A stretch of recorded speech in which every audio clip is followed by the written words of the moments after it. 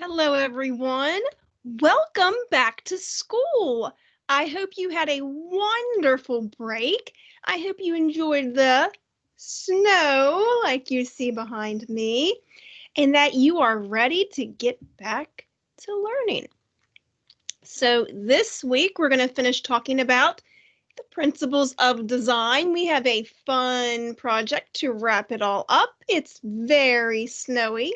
Hint, hint, background behind me. So let's begin. But before I forget, after this week, you will need to go to the Unit 3 folder. This is your last week on Schoology going to Unit 2. After this week, go to Unit 3. Okay? You will see a folder on the materials page that says Unit 3. Yeah. So please go there. All right. You will find your materials for next week in a different folder. All right. So I am going to share my screen with you and we will get started. All right. You should see Maggie and Molly sitting in a tree. Yep, because they loved the tree and couldn't keep them out of it, obviously. I mean, they look pretty photogenic in that tree, but boy, oh boy, that was a struggle trying to keep them from taking it down and taking out the ornaments, but they had fun. It was their first time ever seeing a tree all lit up, and it was quite enticing. I have lots of funny pictures of them checking it out, but there's two to share with you. I'm sure if you'd like, I could share some more. Okay, so we were talking about the principles of design before we went on our break. We have talked about pattern, contrast, rhythm, movement, unity, and balance. We're going to talk about balance again today, and now we're going to talk about emphasis. That's a fun word to say, emphasis. What could that mean? Well, emphasis is when you make certain parts of your artwork stand out with color, size, or shape. You can kind of remember emphasis, like if you're talking to somebody and you raise your voice, or maybe you emphasize, you sound differently when you say a word. So when you use emphasis, you make things stand out. It's what gets the most attention in your masterpiece. So here's an example. This is called Parson Weems' Fable, but it was created by Grant Wood, and we looked at his work this year already. But what gets the emphasis in this artwork? What stands out to you? When I look at this, what stands out to me is the gentleman in the right-hand side of the artwork. He's larger, so that's size. The emphasis is on him. He's also against this red curtain, so it makes his lighter figure stand out more. What gets the emphasis in this artwork? It's called Deep Magenta Square by Richard Eneskowitz. I think I said that correctly. Now, I think you can see several things here that are giving emphasis. We see the shape, we see the color, and we see the size of this square. This is some op art. Ooh, and we're going to start doing abstract and geometric art when we come back from this week. Now, we've looked at this before. The Hokusai, the Great Wave. You did this for one of your projects, but what gets the emphasis here? I think it's the wave. And I think the shape of that wave is what really stands out and grabs your attention. So that is emphasis. Now, we talked about balance before we went on our winter break. To review, balance is when we distribute or place elements so that they're equal on both sides of the artwork. You wouldn't want to just have a drawing on one side of your paper and nothing on the other. You want to balance it out. We talked about symmetrical balance. We looked at Greg Mike's murals where the figures are symmetrical. That means they're the same on both sides. Asymmetrical balance is when you have an equal amount of things on each side, but they're not going to be the same things or the same shapes. You kind of think of it like a balance, how there's an apple on one side of this balance that's of a certain amount of mass, but the grapes are not the same as the apple, but they help balance out both sides. So think of asymmetrical balance that way. Here are some examples of asymmetrical balance. This is called dysfunctional family. I know that's kind of a funny name for this, but if you look at this artwork, if I'm going to hit the escape button for just a minute so I can move my line, so I can put it in the center of this artwork. Okay, we have about an equal amount of objects or elements on each side of this line, but they're not the exact things, but it's balanced out. It's not like there's one creature here and one little creature over here in the corner. Let's look at another one. I think you've seen this before. This is Starry Night. It is, the reason why you've seen it so much, it's one of the most famous artworks ever. If I put my line down the center of the artwork, you can see that, there is something that has emphasis in this artwork, the tree that's standing up on the left-hand side. But on this side, I have the moon, I have the swirls in the sky, I have the mountains. There's a way that it's balanced out so that it's not just this tree on one side and poof, nothing else. And then here is one more. It's an abstract art piece by a student at Brigham Young University in Hawaii. Let me put the line of it right there. Whoops, it kind of went behind. But this one's actually easy to see, so I don't know if the line is actually necessary. You can kind of tell from this artwork where the line down the center is and how each side is balanced out. So they're not the same color, they're not the exact shape, but there's an equal amount of elements on each side. It's equally weighted. Here is our artist of the week, and I think you'll really like this one. His name is Anthony Dunphy. He is a Canadian painter. Canada is a country to our north. Many of his artworks are landscapes, cars, and things that show boats, sea life, ships, things of that nature. That is the flag of Canada down there in the right-hand corner. And like I said, it's a country that borders the United States. And here's a fun geography fact for you. In Canada, they do not have states. They have what's called provinces. So this picture in the right corner shows you how the provinces are divided up instead of states. But they are the country to our north, and that is where our artist is from this week. Let's look at some of his artworks, though. He does many different paintings, but we're going to focus on the ones that have snow and snowmen. So this one's called Snowman's Winter Sports. Looks like they're sledding and having a good time. I can kind of see how this is balanced out, how there's snowmen going throughout the artwork.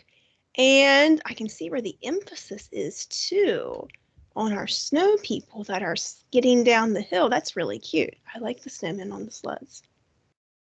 Here's another one called Snowman's Hockey. It's a fun thing to have snowmen do in the winter. And our last one is called Michelangelo Snow, because of Michelangelo, the famous artist from the Renaissance. This snowman is carving a sculpture of Santa. Even though Christmas is over with, if you celebrate Christmas, it's still a very wintry piece to share with you. So, and the emphasis there is on what? The Santa sculpture. So good job, Michelangelo Snow. Very nice. All right, so what we are going to do today, as I bring the screen back to us, or to me, rather, so I can on the screen for a second, is we are going to draw a snow landscape with some snow people. And you do not have to do exactly what I do for my artwork. If you have a different idea for how you can draw a snowman or a snowscape with emphasis and asymmetrical balance, go right ahead. I think you'll have some great ideas. So I will show you how to do this on Sketches School if you would like. Okay, so if you want to stop the video and go to that one, you may. Otherwise, stay tuned.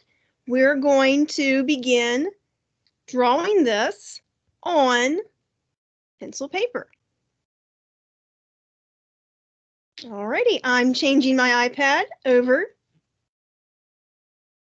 And then we will begin.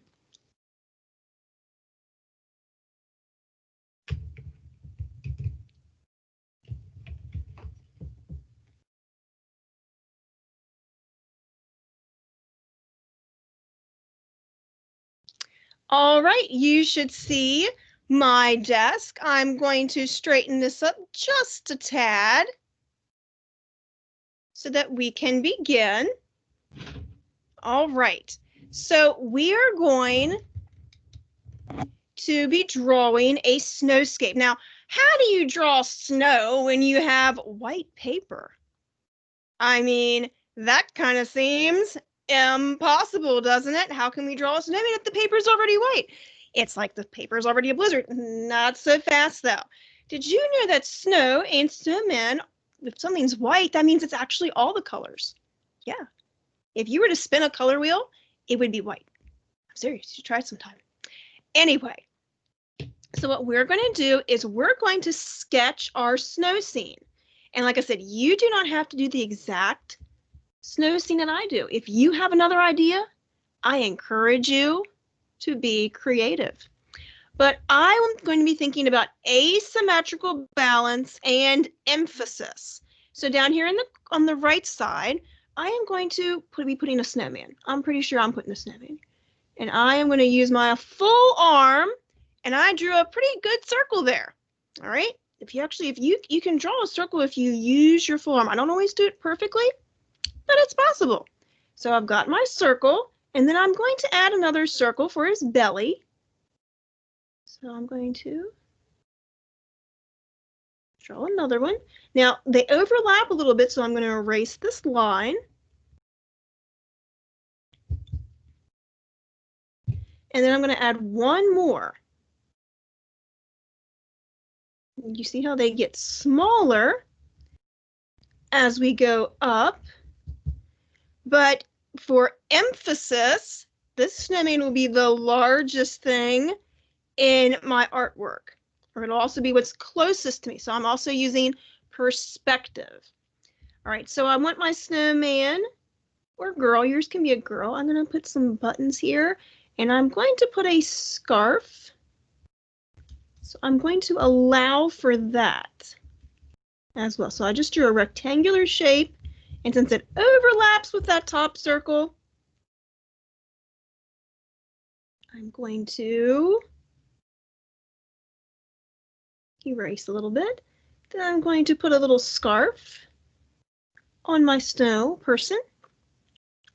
Now my snow person is going to need some arms, so I'm going to put some branches for the arms. If you have something else you want to use for the branches, that is fine too, for the arms rather. Now, if you want your branches going in a different direction, go right ahead. I'll put in a place for the eyes. Now to do the nose, I'm doing like a cylinder cone shape for the carrot. And then for the mouth, I'm going to leave that blank. I've got an idea for the mouth, but I'm going to wait for a moment till I get the rest of it in. Then I'm going to put earmuffs on my snowman. You could put a hat, you could put a toboggan. I'm going to do some earmuffs. They kind of look like headphones, but they're earmuffs. And I know what you're thinking, but does a snowman really have ears? Well, we can pretend. All right, so now I want to put in the ground. So I'm just going to go behind here. I'm just drawing a wavy line. That's all that was a wavy line. But I didn't go straight across because I wanted it to look more natural, like it would occur just anywhere. And actually, after drawing that line, I kind of want it to go up a little bit like that. I actually like the way that looks. So now what I want to add is, I'm going to add some smaller snow people. And I'm starting with a smaller circle and the medium circle. And then the larger circle. And then on this one might be a little bit taller, not much. They don't all have to be the same.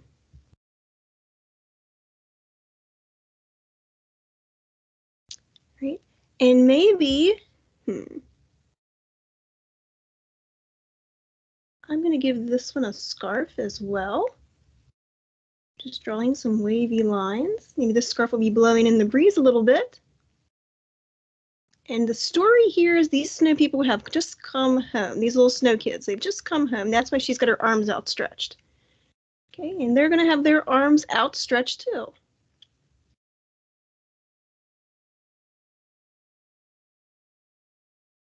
These snow people have come back home.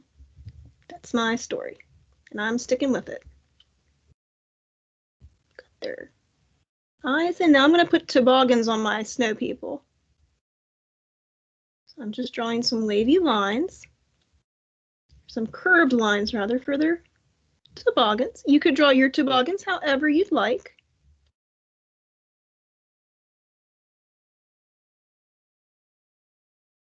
Now the snow person here is taking up a lot of room.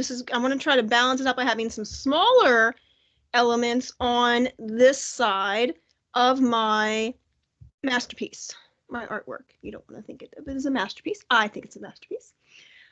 But something easy to add in the background is always a home, just like we saw in the artist work. And your house could be a gingerbread house. It could be an igloo if you'd like it. I didn't think about that. You could draw an igloo in the background. That would be really fun. Only I will not put a chimney in this house, because if it's the snow people's house, a chimney may not end so well for a snow person. So you've got a little house in the background. And now I want to balance this out with some trees. So I'm going to add some pine trees. And I am just going to roughly sketch this in. I'm making some short, flicky marks down the tree, and I'm keeping in mind the shape of a triangle as I put in my trees. And when you do your trees, I didn't do it very well on that one, you want to leave some white space in between, because if these trees have some snow on them, well, snow is white, so we don't want to color that in green. Okay, and then I want to add some back here as well. You could also, I'm not going to do this, but you could add some snowflakes to your art. Maybe there's going to be snowflakes falling down. If you want to draw those in, you can. I will not be doing that with mine, but that doesn't mean you can't.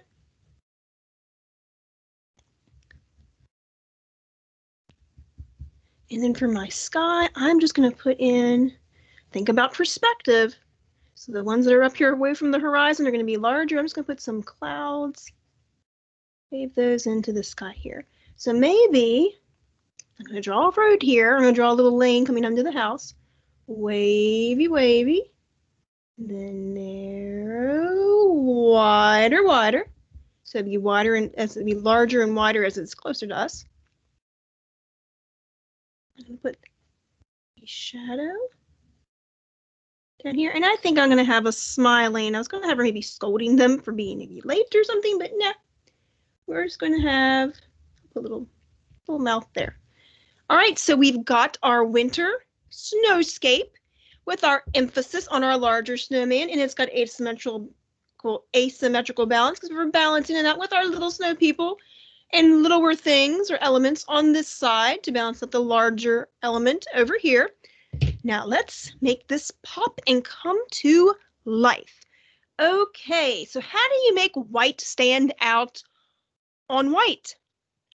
Well, I'm going to be using blue to start out. Yes, blue. You heard it here first.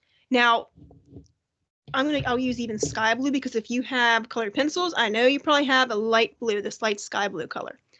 Alrighty. So I am going to start, think about value.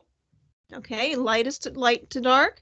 I'm going to start by adding a blue outline around my snow person. And then I'm going to add a little more blue, see, up there on the right-hand side as I come down. And I'm going to add some blue up here as well. In fact, there we go.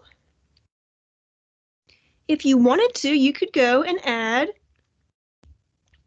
all the blue, or just just to start to make this look, to visualize how this will pop off the page. You just go ahead and add some blue to your snow people. Now I am using a very light stroke here as I do this. I am not applying a lot of pressure, and I'm getting pretty good results.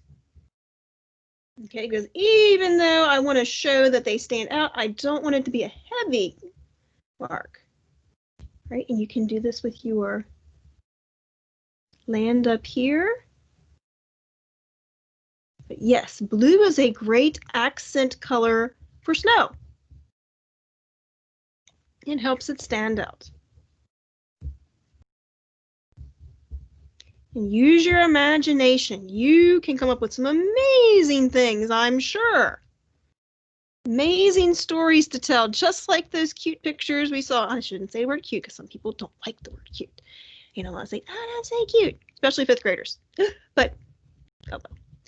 Anyway, but just like those artworks that you saw the snow people playing hockey and sledding and sculpting out of snow or ice, you can tell the stories now. You know, I'm doing this, drawing these lines out to the side like that. That is my shadow.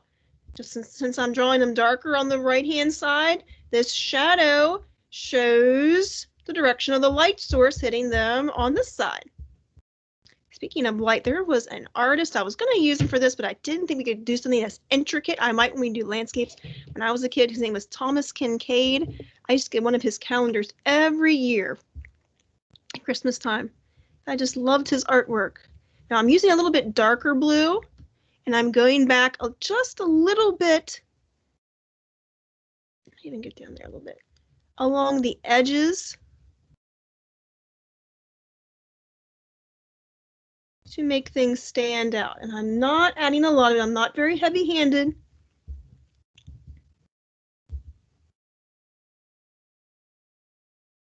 And if you want to add some snow to like the rooftop here, that'd be an easy fix. So I'm just going to add like a blob on the top. Seriously, that's all it is. I just drew a blob. Drew a blob of snow. I'm going to add a little bit of blue around it because once I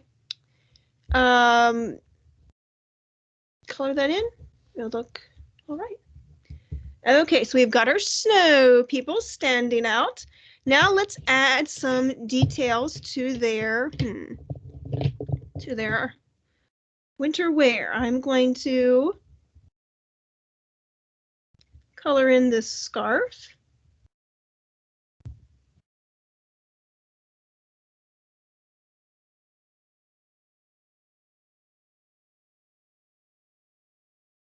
With this nice red color, and if you want to make it stand out and use another color to show some depth, or if you want to add a design on your scarf, you may. Whoops, I kind of want to add the lines a little bit there.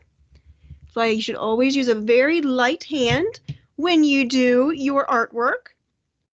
And then I might add a pink scarf over here for this snow person. Actually, well, that's okay. Her arm can go in front of her scarf. Maybe it's blowing behind her. And let's see. I think it'd stand out a little bit with that. And then I might do, for the other one here, I might do some purple. You can make yours look however you want. You do not need to make yours look like mine.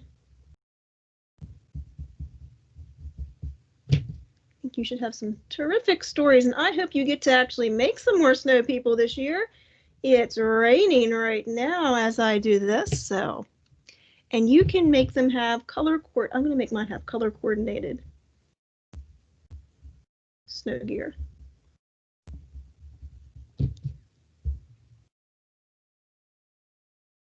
Ooh, their hats are really blowing in the wind in this picture. All right.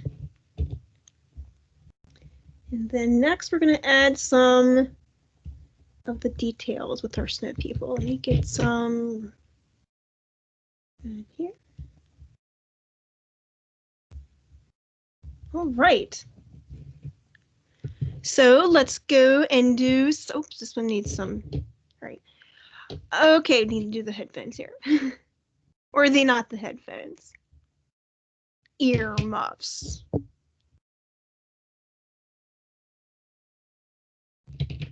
Okay.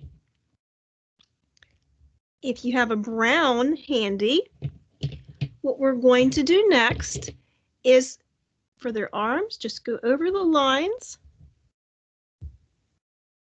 in brown for the twigs. I should have sharpened this brown.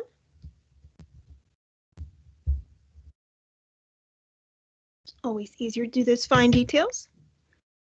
And then, oops, that was a broken crown, that's okay. For the noses, I am going to use a light orange at first to color in their noses. Want to know a funny story? The kittens do not like it that I don't let them in my space here when I am recording, so they are on the outside of this door, pounding on the door. I'm trying not to laugh. Oops, and because I'm listening to that, I kind of colored this one's face a little orange there, but that's okay. I can make that her mouth. Now I'm going to take a black, or you could use a dark gray, and I'm going to do their eyes.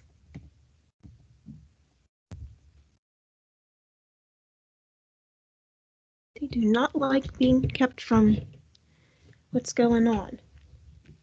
All right, so to do the house in the background, you could color your house whatever you'd like. I'm going to use a gingerbread-like color. This here says gingerbread houses are only for December.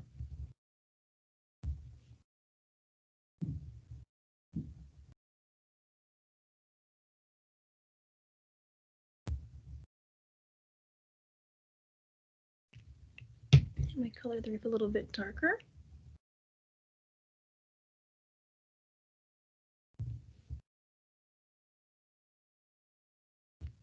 And I might color the door a darker brown as well. So there's my gingerbread house without all the holiday fixings on it. You could make it however you like. It doesn't have to be a gingerbread house. Next thing I want to do is I'm going to do my trees. Now I'm going to try to leave some white space in my trees because my trees are going to have a little bit of snow on them. So I'm going to take a green and I am going to flick out. I'm going to use 2 colors of green just to show some dimension and value, but you can try to leave a little bit of white on your tree.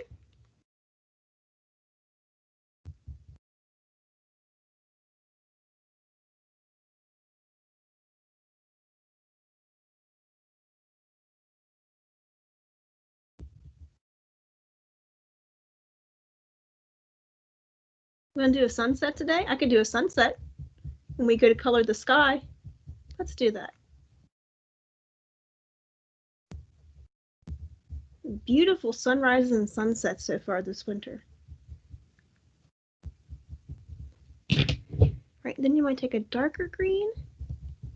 Actually, when I do my illustration, sometimes I put dark blue in my trees to make them stand out.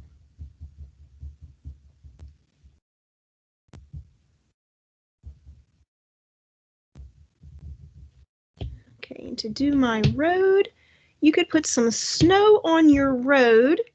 Just maybe there's going to be some clumps of snow that haven't melted away. Or you could just leave it a snow-packed road. That's an option too. I might do a lighter color here. And we'll color the road, and then we will end it with a beautiful sunrise or sunset. But I'd like to think sunset because my snow people are just coming home and she's greeting them, and I would like to think they burn out all night.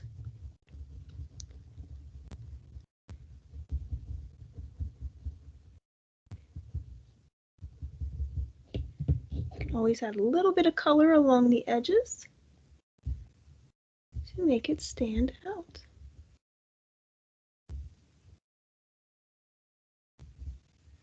Alrighty, so let's go up to our sky. And first thing I'm going to do is I'm going to take a gray and I'm going to go around my clouds a little bit. If you don't want to do the sunset, you could just color the sky blue, stop the video, and be done for the day. But if you want to do a sunset, we're going to do a sunset.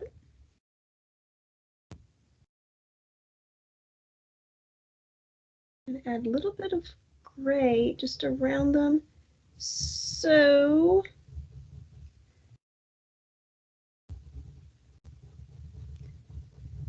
they stand out and I don't color over them. And I'm going to actually color in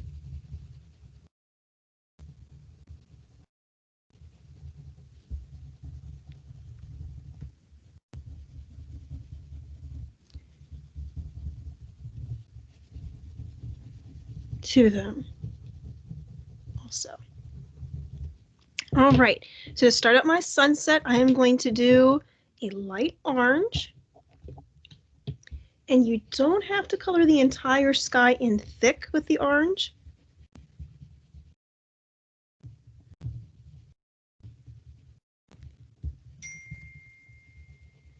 Just enough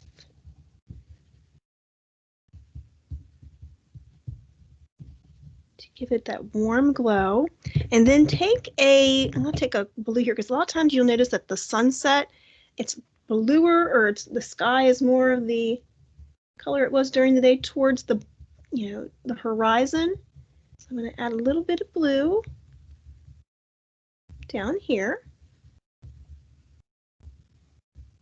Actually, my trees did not stay very snowy, but that's okay.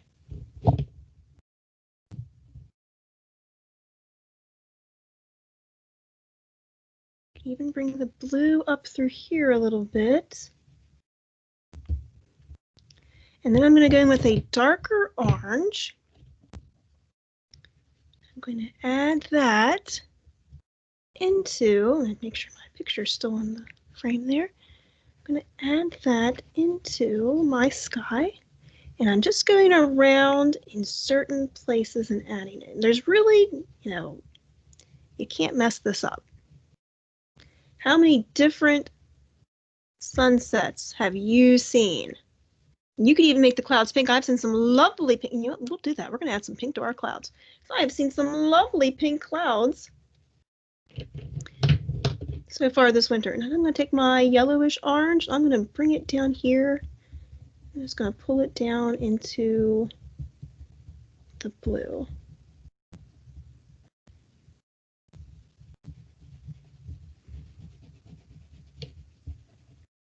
And then to finish off, grab yourself a pink. I am using I'm using the pink, the carnation pink. We're going to add some pink up through here, and I'm going to just lightly add some pink to my clouds. Maybe not go all the way in. If I had to do it over, I probably wouldn't have used such a heavy line when I put my clouds in. I am going to go through and just add some pink to my sky. And if you start to see some streaky places build up, you know what? The sky does that.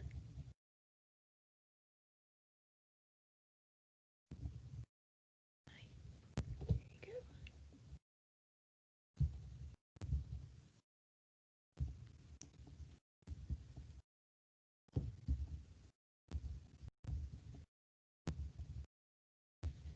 All right.